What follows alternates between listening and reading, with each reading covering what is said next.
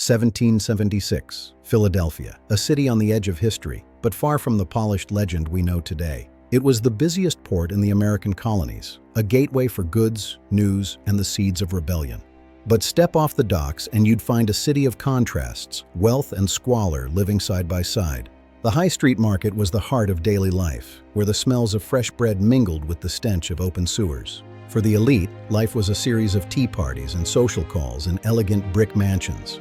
But for the majority, home was a one-room tenement shared with family and often livestock. Politics wasn't just for Congress. In the local coffee houses, every man had an opinion on King George.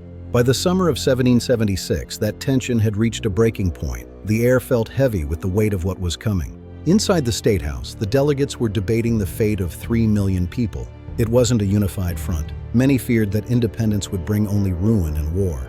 Outside those walls, mothers worried about their sons in the militia, and shopkeepers feared the British Navy. Men who were farmers and cobblers yesterday were now training to face the world's most powerful empire. Supplies were running low. Salt, sugar, and tea were becoming luxuries few could afford. The press was the most powerful weapon in the city, spreading the ideas of Thomas Paine to every corner.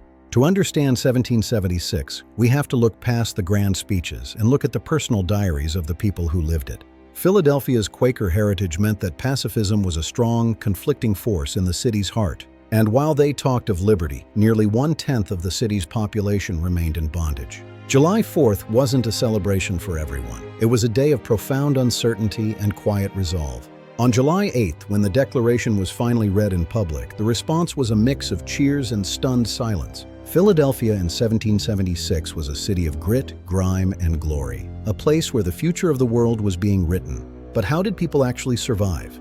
To understand the revolution, we must understand the economy of survival. Inflation was rampant. Paper money was often worth less than the ink used to print it. Barter became the language of the streets. A sack of flour was more stable than any banknote. Skilled labor was the backbone of the city. Blacksmiths, coopers, and shipwrights worked dawn till dusk.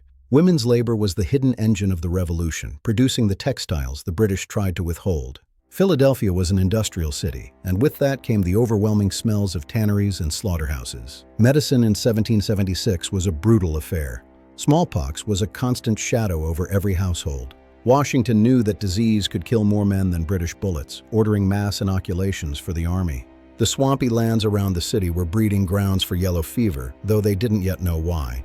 Without anesthesia, surgery was a test of endurance and faith, often performed in the heat of battle.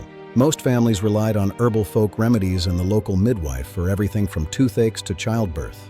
For children, 1776 was a world of hard work. The concept of childhood as we know it barely existed. By age 9 or 10, most boys were apprenticed out to learn a trade, often leaving their families behind. Education was a luxury. Most learned just enough to read the Bible and tally a ledger. Even in the shadow of war, life found a way to be ordinary for the city's youngest residents. But not everyone wanted independence. For many, the king was still their rightful sovereign. Loyalists, or Tories, made up a significant portion of Philadelphia's elite. They saw the rebels as traitors. To be a loyalist in 1776 was to live in fear of the mob and the brutal ritual of tarring and feathering. As the war progressed, those who wouldn't sign an oath of allegiance saw their properties confiscated. Philadelphia was a city of spies. Every servant, shopkeeper, and tavern maid was a potential source of intelligence. Information was moved in invisible ink and coded letters, often passing through the British lines. Women were some of the most effective spies, often overlooked by men who assumed they had no interest in war.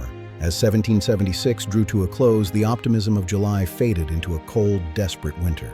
The British were closing in. Washington's army was retreating, barefoot and starving across New Jersey. Philadelphia panicked. The Continental Congress fled to Baltimore, leaving the city to its fate. Those who stayed waited in silence, wondering if the dream of independence would die before the spring. Then came the news of Trenton, a desperate gamble that changed everything. The victory at Trenton gave the revolution a heartbeat again, and Philadelphia breathed a sigh of relief. For a moment, the city forgot its hunger and its fear, celebrating a victory that seemed like a miracle. The revolution also forced impossible choices on the indigenous peoples of the region. Tribes were pulled between British promises and the encroaching pressure of the American settlers. For many, the American victory would eventually mean the loss of their ancestral lands and traditions. What did they eat? How did they pass the time in a world without electricity or even clean water?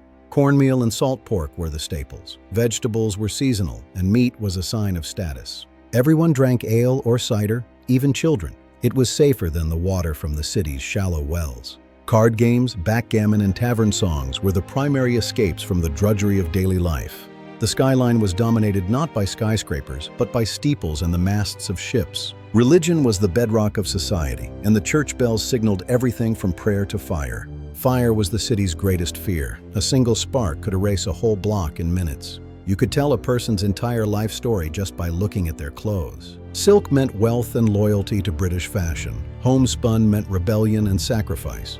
The tricorn hat was the universal symbol of the era, worn by everyone from the dock worker to the general. By 1777, the war came home. The British occupied Philadelphia for 9 long months.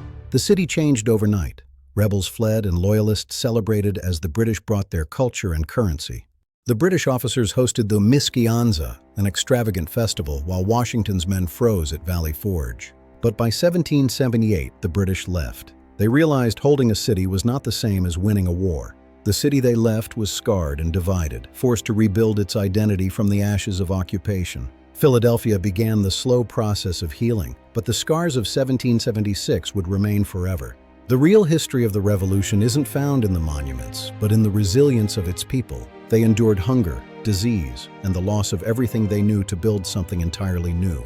The stories passed down through generations are the true fabric of the American spirit. So, what was life really like in 1776? It was messy, it was frightening, and it was profoundly human. Today we walk over the same ground, often forgetting the grit it took to pave these streets. A city that dared to dream of liberty, and a people who had the courage to live it. Thank you for traveling back in time with us. The past is never truly gone, it's just waiting to be remembered. It is a story that belongs to all of us. One of struggle, sacrifice, and the enduring quest for freedom. But wait. How did the news actually travel in a world without wires? The post was the city's nervous system. Ben Franklin's postal system ensured that a letter from Boston reached Philadelphia in just 6 days. Information was currency. Knowing the British movements a day early could save 1,000 lives. Finally, we must remember those who protected the city when the sun went down. The guardians of Philadelphia. 12 o'clock and all is well. The watchman's cry was the comforting rhythm of a city under threat. The Union Fire Company, founded by Franklin, was a brotherhood of volunteers ready to risk all for their neighbors. In the quiet of the night, the dream of a new nation was nurtured in the hearts of those who called this city home. Now, the story is yours to carry. Sleep well, Philadelphia. Your future is just beginning. No speech, just the distant echoing ring of a colonial bell fading into silence. Until next time, keep exploring the layers of the past that define our present world. No speech, just the distant, echoing ring of a colonial bell fading into silence.